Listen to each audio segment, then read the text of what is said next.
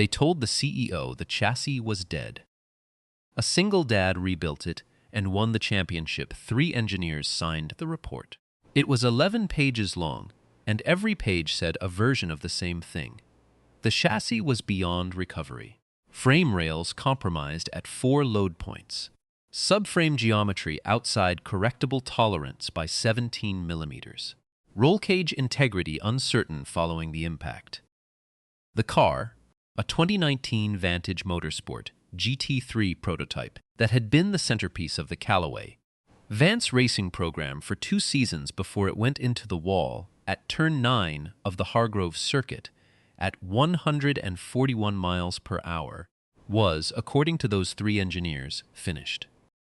The team principal, a woman named Serena Callaway Vance, had paid $412,000 for the assessment. She had read the report twice. She had called her board. She had drafted a press release confirming the team's withdrawal from the remainder of the season. She had not yet sent it. She was 41 years old, and she had built Callaway Vance from a regional club racing operation into a legitimate manufacturer-supported program. Over 9 years, and she was not a woman who sent press releases until she had exhausted every other option. There was one name left on a list that her chief mechanic, Marcus, had written on the back of a fuel receipt and handed to her without explanation. The name was Elias Ward. She called the number at 7 in the morning on a Tuesday. The man who answered was in the middle of packing his daughter's lunch. He said he could come Thursday. She said she needed him Wednesday. He said he needed to arrange school pickup first. He said it would take him 20 minutes to arrange, and then he could come Wednesday. What Elias Ward did to that chassis over the next 18 days, with a rented press, a hydraulic table, and tools that had traveled with him since he was 22, is the reason this program won the Hargrove Regional Championship that autumn. Keep listening. Stay with this one. It earns every minute. His name was Elias Ward, 34 years old. He lived in a single-story house in Mooresville, North Carolina, which is the kind of town that exists in the specific gravity of motorsport. Everyone knows someone who works on cars, and the ones who really know what they are doing are known in the way that water is known in a small watershed, quietly, completely from the source. He had a daughter named Josie. She was 6 years old. She had his eyes and her mother's way of going still when she was thinking, which was a quality that looked like patience from the outside, and was, from the inside, more like depth. Her mother's name had been Rachel. She had died when Josie was 2, from a complication no one had predicted, on a Wednesday morning in March, and Elias had driven home from the hospital alone and sat in the driveway for an hour and a half before going inside, because inside was where Josie was, and Josie needed him to be a person who could walk in the door, and he had needed the hour and a half to become that person. Josie carried a stuffed elephant everywhere. The elephant's name was Bolt, not because of lightning, because when Josie had been 4 years old and had first seen the car they were watching on television go around a circuit, she had said the car moved like a bolt. And then she had looked at the elephant and decided the elephant was also a bolt. And the name had settled and stayed the way names settle and stay when they are right. Bolt had one slightly bent tusk. Elias had stepped on it in the dark when Josie was 3, and the tusk had never returned to full upright. And Josie had decided this was not a defect, but a characteristic.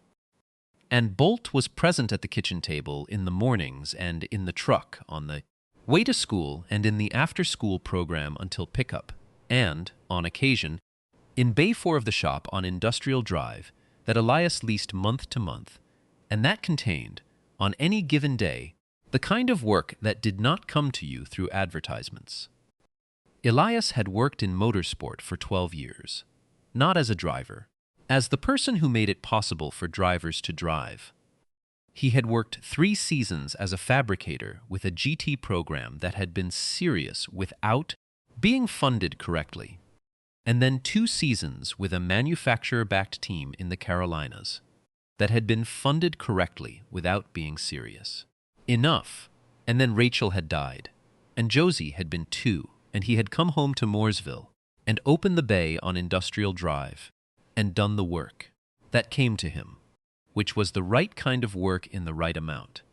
And it had been enough, and it had been his. Marcus Webb had been the one who called him first. Marcus was Callaway Vance's chief mechanic, a man of 52 with forearms that told their own story, and a habit of cutting through everything unnecessary in any given situation, which made him very good at his job and occasionally difficult at dinner parties.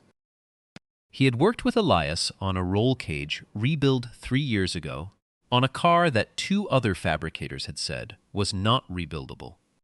And Elias had rebuilt it, and the car had run the next season and finished second in class at the longest race on the regional calendar.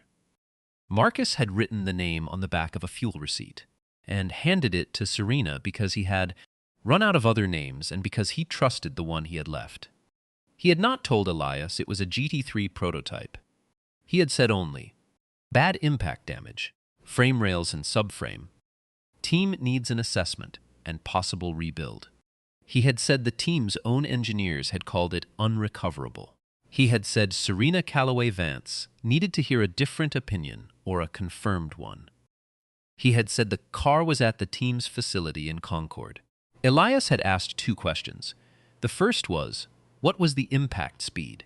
The second was, has anyone cut into the frame rails yet? The answers were 141 miles per hour, and no. He had said he would come Wednesday. The Callaway Vance facility in Concord was a serious building, not showy, purposeful, the kind of space that had been built by people who knew what they needed, and had built exactly that and nothing more. 3 bays wide, proper lighting, a fabrication area at the rear, a data room off the main floor, transporter parked alongside, championship banners on one wall, 3 regional titles in 9 years, and on the opposite wall, a whiteboard with the remaining calendar of the season, which had 4 events left, and which had, as of the morning Elias arrived, a large red line through 2 of them. Serena Callaway Vance met him at the door. She was 41 years old, dark hair pulled back, the kind of composed that had been built from a long time of making hard decisions and living with them. She looked at Elias. She looked at the truck. She looked at Josie, who was in the back with Bolt, studying the facility signage with the methodical interest of a child who reads everything. Mr. Ward, she said. Elias, he said. Serena. She looked at Josie again. I didn't realize. She's good in a shop, he said. Serena considered this. She stepped back from the door. The car's in Bay 2, she said. The car was in Bay 2.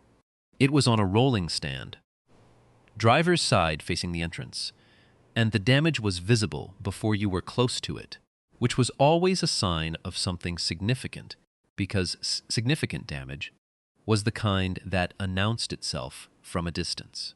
The driver's side frame rail had a crease at the midpoint that had the particular geometry of a rail that had absorbed a lateral load it had not been designed to absorb. The subframe was visibly displaced, not catastrophically, not the kind of displacement you could see across a room, but the kind that a trained eye recognized in the relationships between components that were supposed to be parallel and were not quite parallel anymore. Elias walked around it once. He did not touch it on the first pass. He looked at it with the focused attention that was his way of beginning any new thing. Reading it before he touched it, because the reading told you things that touching would eventually confirm, but could also disturb. Josie walked around it with him. She held Bolt against her chest, and she looked at the car with her mother's way of going still. Is it broken? She said. Parts of it, he said. The important parts, she said. That's what we're finding out, he said. He stopped at the rear. He crouched. He looked at the subframe mounting points. He looked at the relationship between the rear suspension pickups and the chassis plane. He stood. He went to the front. He crouched again. He looked for a long time. He stood up. He looked at Serena. The report said the frame rails are compromised at 4 load points, he said. That's what they found, she said. I can see 3, he said. The 4th one, they marked it here? He pointed. Yes, she said. He looked at where they had marked it. That's not a load point compromise, he said. That's a surface crack in the rail coating over a weld junction. The junction itself is intact. The crack looks like damage from the outside. It isn't. Serena was quiet. The engineers who wrote the report, she began. Didn't cut in, he said. I know, I asked Marcus. He stood back from the car and looked at the whole of it. I need to take measurements. Full geometry check. I need to open up 2 sections of the rail cladding to see the metal underneath. And I need to get under the subframe with a straight edge and a level to check the actual displacement number. The report said 17 millimeters, she said. I know what the report said, he said. He looked at her. May I? She looked at him for a moment. She looked at the car. She looked at the whiteboard on the wall with the red lines through 2 events and 2 events still open. Bay 2 is yours, she said. His name, in the circles that mattered, was not spoken with the volume that the people with the most famous names were spoken with. It was spoken with a different quality, the quality of something reliable. There was a man named Elias Ward in Mooresville who could look at a chassis that had been condemned and tell you whether the condemnation was correct. There was a man who could work in the geometry of a bent frame rail, the way a surgeon works in the geometry of something that had gone wrong inside. The body, with precision, with patience, with the understanding that the difference between recovery and permanent damage was the difference between force and understanding. He had learned most of it from a man named Albert Greer. Albert was 68 now and lived in a manufactured home on the outskirts of Kannapolis, and did not take phone calls before 9 in the morning. He had spent 40 years as a chassis fabricator in motorsport at various levels. And what he had built in those 40 years was not a reputation. Exactly. Albert did not have a reputation in the public sense, but a knowledge that had passed to the people who had worked beside him the way certain kinds of knowledge pass, which is slowly and specifically, and only to the ones paying the right kind of attention. Elias had worked beside Albert for 3 years in his 20s. He had not known for the first 6 months how good Albert was. He had simply noticed that Albert's work held, and that the cars Albert touched did not fail in the ways that cars touched by other people sometimes failed. He had started paying the right kind of attention. Albert had noticed him noticing, which was the beginning of the thing. He called Albert from the Callaway Vance facility. That first evening, sitting in the truck in the parking lot with Josie asleep in the back and Bolt tucked in the crook of her arm. GT3 prototype, he said. Impact at 141. Frame rails at 2 load points confirmed. 1 probable surface crack misread as structural. Subframe displaced. They said 17, I'm thinking less. How much less? Albert said. I need to measure, Elias said. But the geometry of the rear pickup points looks closer to 11 or 12. If it's 11 or 12, it's within correctable tolerance. What press do you have access to? Albert said. I'll need to bring one up, Elias said. Or rent. There's a hydraulic press in Concord, Albert said. Bobby Tate's shop. Tell him I sent you. I'll call him tomorrow, Elias said. There was a pause. What's the timeline? Albert said. They have 2 events left in the season, Elias said. First one is in 22 days. 22 days for a frame rail rebuild and a full geometry reset, Albert said. And a subframe realignment, Elias said. That's a lot of days if everything goes wrong, Albert said. And not enough if it does, Elias said. So don't let things go wrong, Albert said. This was, in its essence, Albert's philosophy of fabrication work.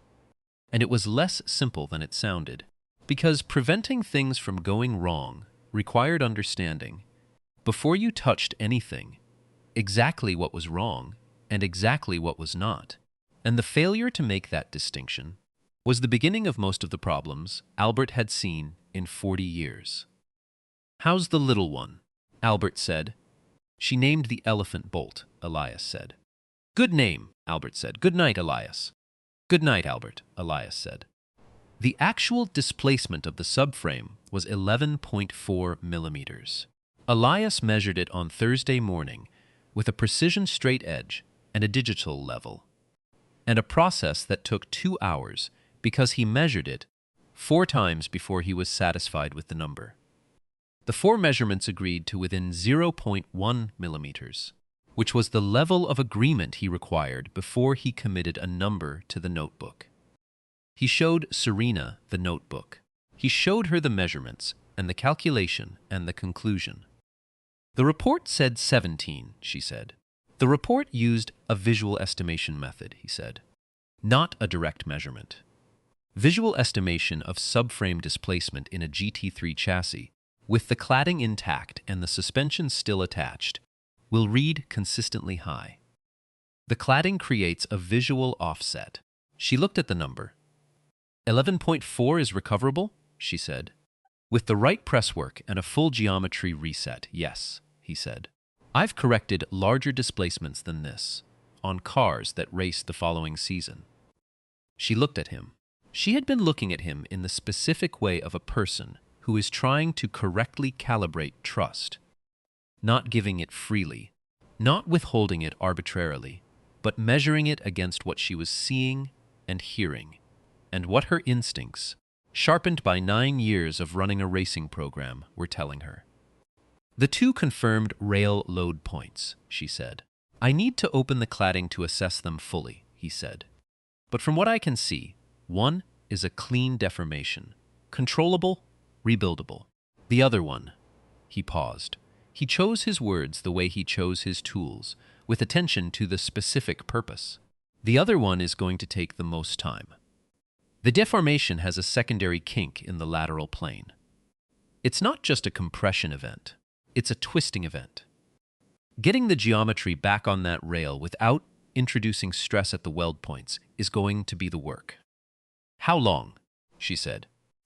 "If I start Monday with the press in place and nothing unexpected in the cladding," he said, "I need 16 days to do it right.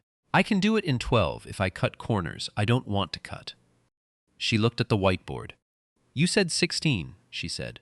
"The first event is in 22. That gives me 6 days for a full geometry verification, test fit, and sign off before you load it on the transporter," he said. She looked at the whiteboard for a long moment. She looked at the championship points column, where Callaway Vance sat 3rd place, close enough to 2nd that 2 strong events could move them. If they had a car. "Do it right," she said. 16 days. Something in the room settled, not dramatically. The way a decision settles when it has been made by someone who knows how to make decisions. "I'll need full access to Bay 2, he said. "And I'll need Marcus when I'm doing the cladding removal.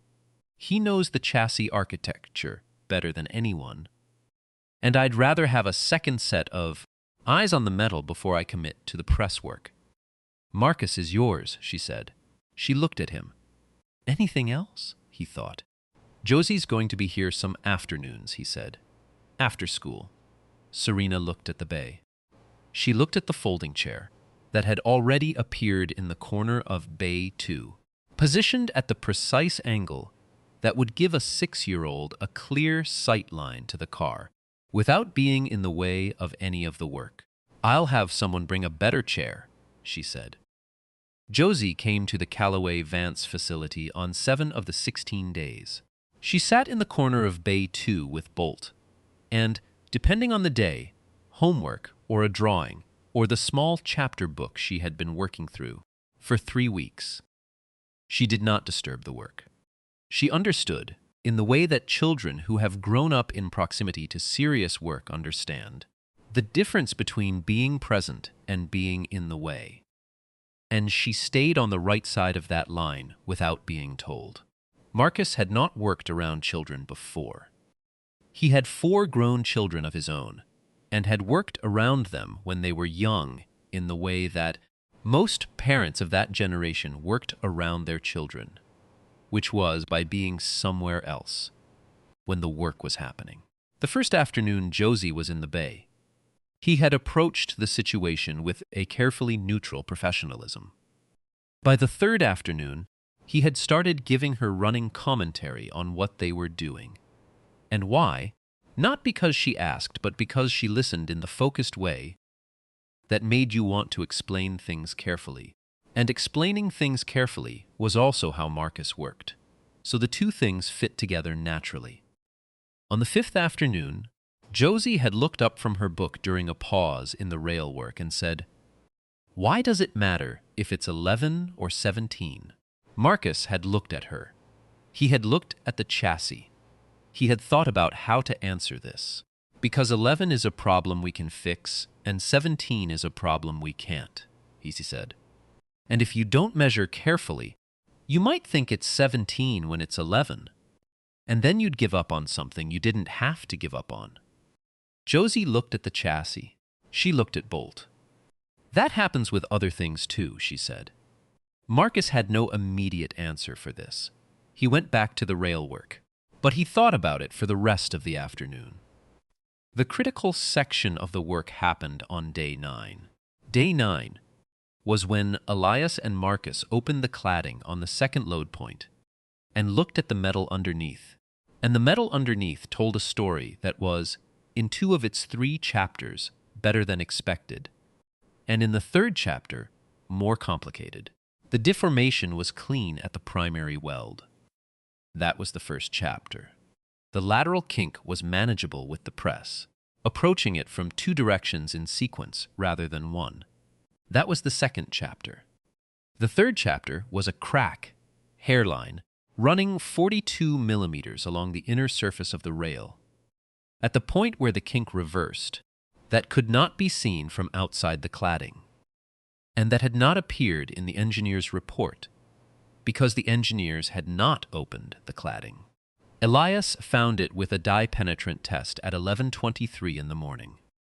He looked at it for a long time without speaking. Marcus looked at it. He looked at Elias. "Tell me that surface," Marcus said. "I need to measure the depth," Elias said. He measured the depth. It was not surface. It was through approximately 40% of the rail wall thickness. Not through the wall, not yet, but 40% of the way there. He sat back on his heels. He was very still for a moment. The bay was quiet. "Can you work around it?" Marcus said. "I can weld it," Elias said. "But if I weld it before the press correction, the weld introduces a stress point that I have to account for in the geometry reset, and accounting for it changes my approach to the lateral kink correction, and changing that approach adds 2 days. 2 days takes you to 18, Marcus said. "I know," Elias said.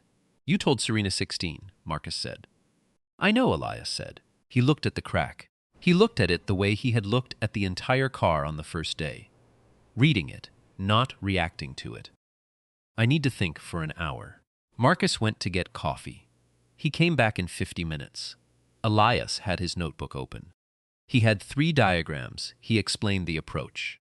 Weld the crack first, but with a specific technique that reduced the stress concentration at the weld toe by altering the weld geometry, which he had used once before on a similar repair, and which had been validated by subsequent racing loads without issue. The alteration to the press sequence was not 2 days. It was 1 day if everything behaved as expected. 17 days, Marcus said. 17 if it behaves, Elias said. 16 if I get the weld right the first time. Can you get the weld right the first time? Marcus said. Elias picked up the TIG torch. Yes, he said. He welded it. He took 47 minutes. He ran the penetrant test again after. The crack was sealed and the weld geometry was exactly what he had described. Marcus looked at it. He was quiet for a long time. I've been doing this for 30 years, Marcus said. I know, Elias said. I've never seen that weld technique used on a rail joint in a GT3 chassis, Marcus said. Albert Greer showed me, Elias said. Canapolis. 2014. Similar situation, different car. Marcus nodded. He did not ask more questions about Albert Greer. He filed the name in the part of his memory where reliable things went. The rail work finished on day 15. Serena found out on a Tuesday evening that her chief financial officer had been in conversations with the program's primary sponsor about early termination of the season's remaining budget. Conversations that had begun the day after the crash, before she had called Elias, and that had continued without her knowledge, while Elias was in Bay 2 working on the chassis. The sponsor was a company called Meridian Technical Supply. Its representative was a man named Julian Cross, 48, cufflinks, the kind of smooth that required constant maintenance. Julian Cross had told the CFO that his company's board had reviewed the situation and had concerns about brand association with a program that had a compromised chassis and an uncertain future, and that they were prepared to discuss a reduced settlement if the team agreed to wrap up the season quietly. What Julian Cross had not mentioned in those conversations was that Meridian Technical Supply had recently entered a sponsorship negotiation with a competing team in the same championship, a team that stood to benefit significantly from Callaway Vance's absence from the final 2 events. Marcus found this out from a contact at the competing team, who mentioned it the way people sometimes mention things they assume are already known. He told Serena on Wednesday morning. She was holding a coffee. She set it down very carefully. She called Julian Cross. She was on the phone for 11 minutes. She said, among other things, "I have been building this program for 9 years, and I have a chassis in my bay that your company's own engineers told me was unrecoverable, and that chassis is going to be on a transporter in 4 days," she said. "The conversations you had with my CFO were not authorized and will not be actioned." She said, "If your board has concerns about brand association, they should look at what happens when they bet against this team."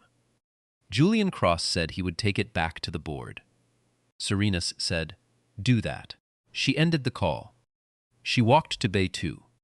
Elias was running the geometry verification. Marcus was on the other side of the car with a tape measure.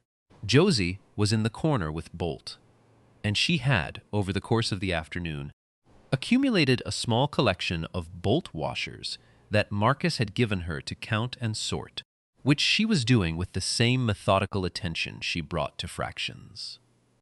Serena stood at the entrance to the bay and looked at the chassis. It was on the alignment table. The rail work was done.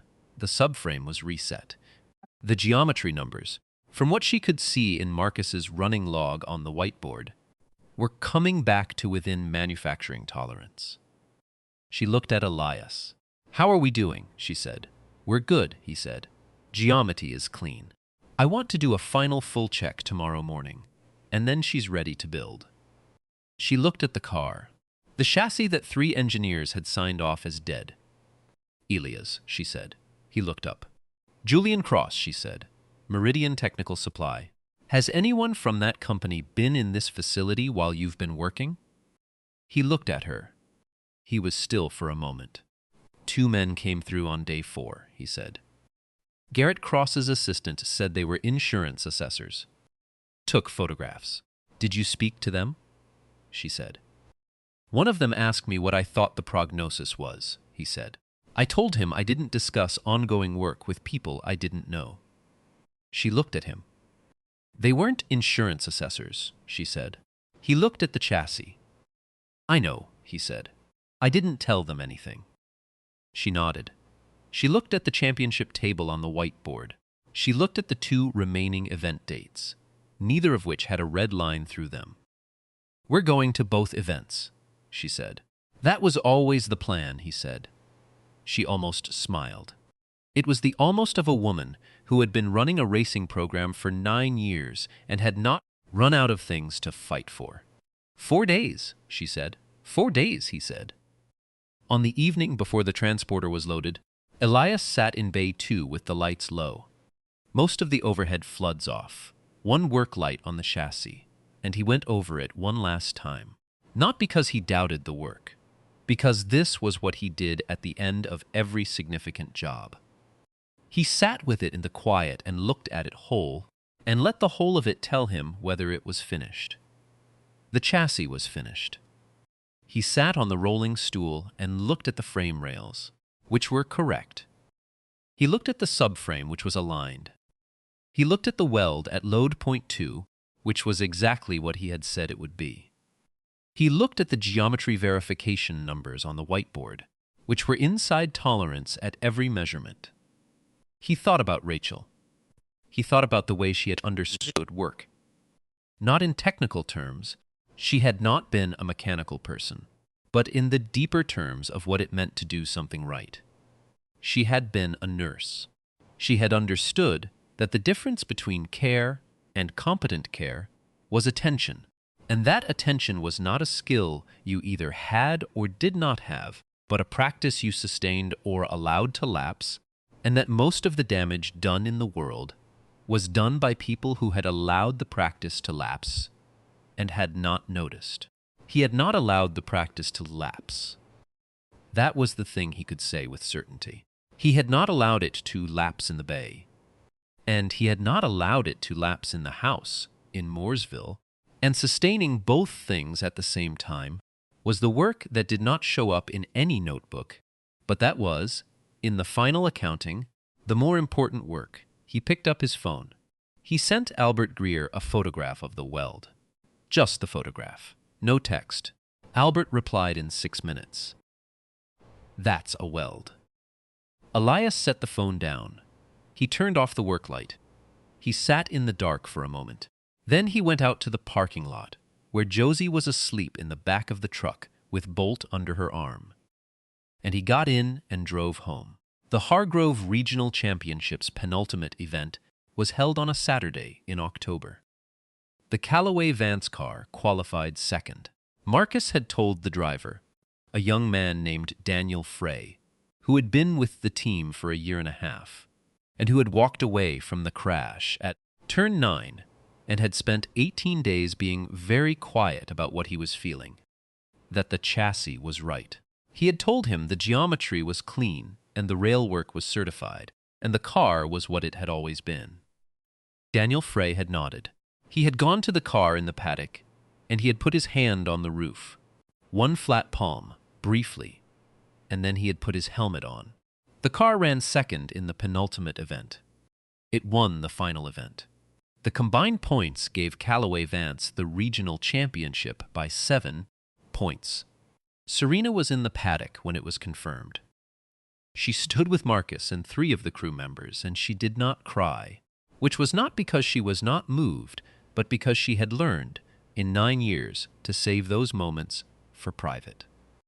She shook hands with Marcus. She looked at the car being brought back to the paddock with the checkered flag to the antenna. She called Elias from the paddock. He was in Mooresville. He had not come to the event. He had told her he did not need to be there, and she had said she understood, and she had. He answered on the second ring. "We won the championship," she said. He was quiet for a moment. "How's the chassis?" he said. She looked at the car coming into the paddock. "Perfect," she said. "Not a number out of place." He said nothing for a moment. "Good," he said. "That's all you have to say?" she said. Another pause. "That's what it should be," he said.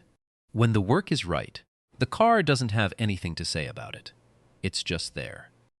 She looked at the car, at the crew surrounding it, at Daniel Frey climbing out with a championship to his name, at the 3 engineers' report, which she had kept in a drawer in her office and which would stay there.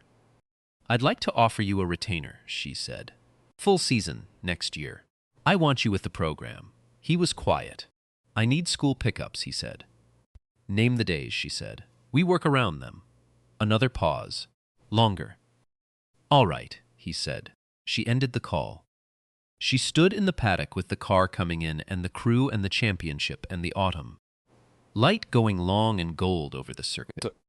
And she thought about a list written on the back of a fuel receipt, and a man who had arrived in a truck with a 6-year-old daughter and a folding chair, and who had looked at a chassis, 3 engineers, had condemned and seen something they had not seen. Not 17. 11.4.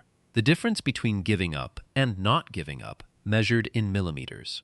Josie was at the kitchen table when Elias got home. She was drawing something.